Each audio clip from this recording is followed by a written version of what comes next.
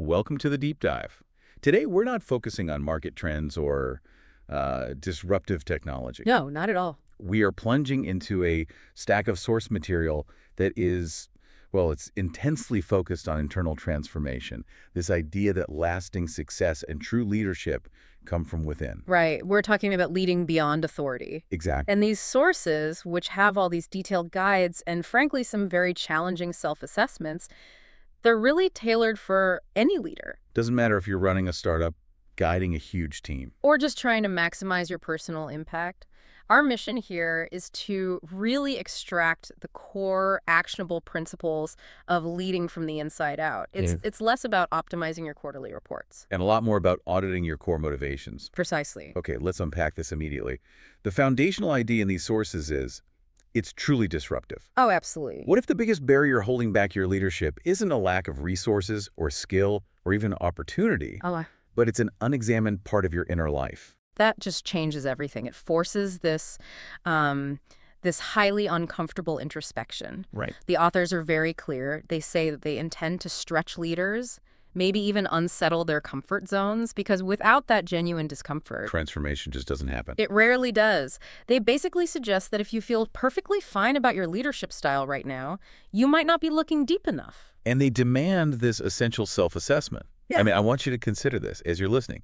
If you strip away your job title, your achievements, all that public confidence, who is the leader that fundamentally remains? And is that person actually ready to lead? We can make that even more acute. Think back to the last major decision you made.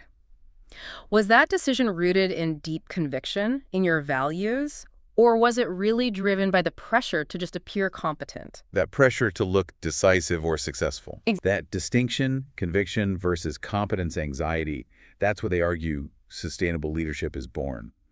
The crucial pivot is this. If your long-term effectiveness hinges on who you are, not just what you do, Then you have to ask. what part of my character needs realignment before I even think about my next strategic move? And that takes us directly into the deep audit. It starts with two of the most foundational things, identity and surrender. Right. Identity leading from who you actually are. This is where the sources start the battle against self-deception. It's a battle. It is. It challenges us to identify the beliefs we defend as truth, even when they contradict our own stated values. This is so critical. The material highlights how insidious insecurity is. It calls it the silent dictator of so many leaders' choices. So we have to ask ourselves, how often are our decisions shaped more by that insecurity than by our actual faith in our purpose? Or our conviction in the strategy. Yeah. And this creates what the source calls the visibility gap. I love this concept. Imagine your team could see your private thoughts, your fears, Yeah. not just your public confidence. Would they even see the same leader? Exactly.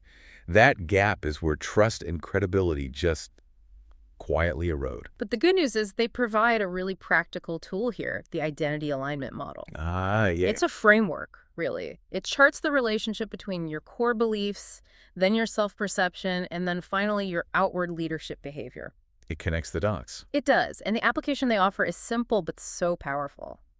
Identify one insecurity that's driving your decisions, replace it with a daily affirmed truth statement, and just track how your decision-making shifts over 30 days. That makes something so abstract, like identity, instantly measurable. You're acting from a new internal script. Precisely, and once you start to grasp your true identity, the next wall you hit is almost always control, which the sources frame as surrender. Or leading under a higher authority. Right.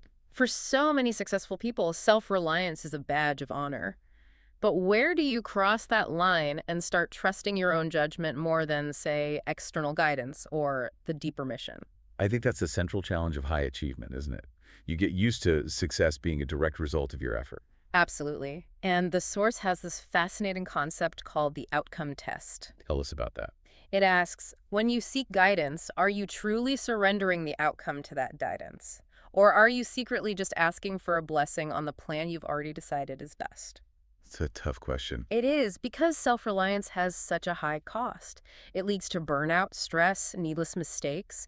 The sources ask us to pinpoint where our leadership is shaped by that self-reliance and how it's costing us. Not just in energy, but maybe in blind spots we can't see on our own. For sure. So how do we tackle this control problem in a practical way? They offer a very direct and kind of counterintuitive application. Delegate one major task this week, a task you would normally micromanage. And just let it go. And force yourself not to interfere.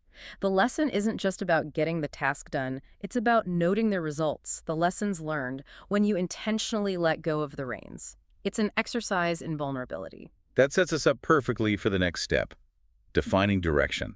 Once we've audited the inner self, the next challenge is making sure our goals are aligned with integrity. Which brings us to vision and character. Let's start with vision. Okay.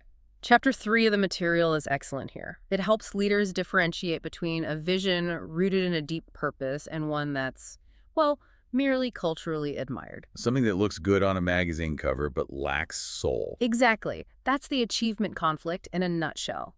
When has the hunt for external achievement, market share, social status, overshadowed a quiet obedience to the right timing or the right purpose? And they pose a critical challenge to test your strategy. Yeah, they ask, which parts of your current strategy actually require you to stretch in faith, meaning they're a bit beyond your current capability, and which parts are just reflecting fear? Fear of not measuring up? Or fear of losing what you have.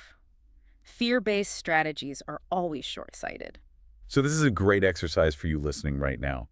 The application here is to write out your personal and organizational vision statements and then be aggressive about identifying where your own ego might be mistaken for genuine purpose. And from there, you outline action steps to align your current projects with that clarified higher standard vision. And once that vision is defined, we go straight to character. Which the material calls the cornerstone, and rightly so. The danger zone for every successful leader is where public success starts outpacing their private character formation. We've all seen this play out, unfortunately. It starts with small compromises that feel harmless at the time. A bent rule, a slight exaggeration. Ignoring a minor ethical lapse. But the material stresses these things aren't harmless at all. They destroy your future credibility. A reputation built on perception is brittle. Well, one built on consistent truth is resilient. This naturally raises the question of readiness. I mean, if you were suddenly elevated to a much higher position today, would your character be robust enough to carry that weight? Public success requires private capacity. So what's the audit for that? How do you actually measure character? They suggest a formal character audit. Literally lists the daily habits that reflect integrity and those that compromise it. Then, immediately, you implement an accountability system. So not just a casual check-in. No, this means weekly check-ins with a mentor or a peer, someone specifically dedicated to examining your ethical decision-making, not just your strategy. Okay, that moves integrity from an abstract idea into concrete, scheduled action. Exactly. So we've built the internal foundation: identity, surrender, vision, character. Now we shift gears to leading through others. Right, focusing on external impact through service, relationships, and multiplication. Let's start with influence. Chapter 4 has the true influence test. It's a great one. If your formal title, your office, your authority, if it were all removed today, would your influence over your team remain, or would it just disappear? Oof. That question really highlights a mistake so many leaders make. Mistaking compliance for genuine influence. Because compliance only lasts as long as you're watching. Exactly. Yeah. Genuine influence remains because it's built on trust and character. You touched on value. The sources ask, which of your habits show your team you value people, not just their performance? And the application here is so valuable because it's measurable. The advice is to implement one intentional service action every day. Could be mentorship, offering support. Or just dedicated listening, where you don't try to solve anything, then you track the changes in trust, collaboration, or morale. That shift is your metric for true influence growth. I love that. And building on that, Chapter 5 tackles relationship, treating trust as a currency of leadership. So the question becomes, what's your current trust balance with each key person you lead? Are you running a surplus or a deficit? And the sources really drill down into how organizational structure can sometimes stifle trust. Like, where might hierarchy be silencing collaboration or creativity? Or even just honesty. If people are afraid to share bad news, you have a trust deficit, period. And this leads to what they call unspoken relational tensions, the elephants in the room. Yes, the misunderstandings or conflicts leaders avoid because they feel awkward. But the sources say those tensions will silently sabotage the entire mission if you let them. So to fight that, they suggest a proactive measure, the Team Trust Assessment. It's a prompt where you rate your team on trust and communication. And then immediately schedule conversations to address any gaps you find. It forces you to be a proactive relationship manager. Which ties perfectly into Chapter 7 on mentoring and multiplication.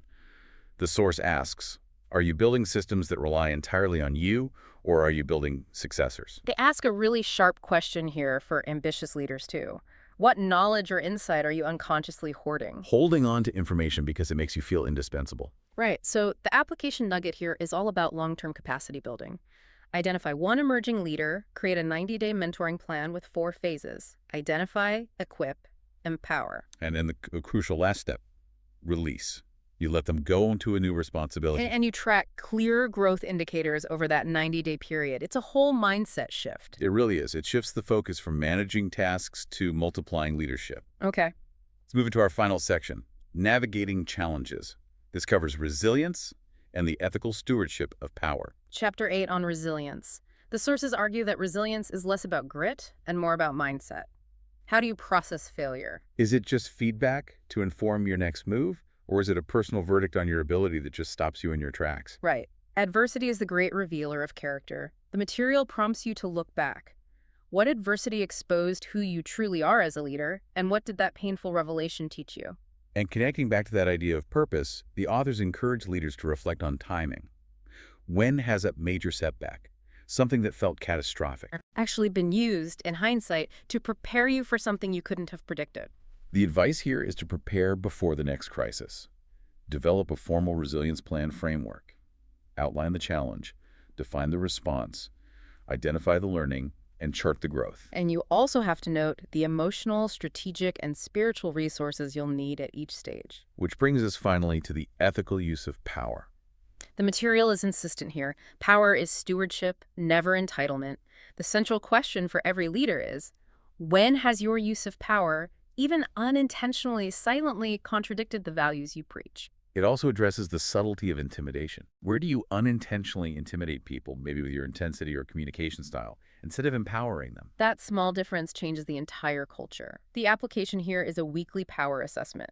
Identify one action to shift from control to empowerment and track the impact on your team's initiative. Plus a weekly self-check of your decisions and language to ensure they reflect humility. Yes. Responsible authority. So, after all of that, what does this entire deep dive mean for you, the learner?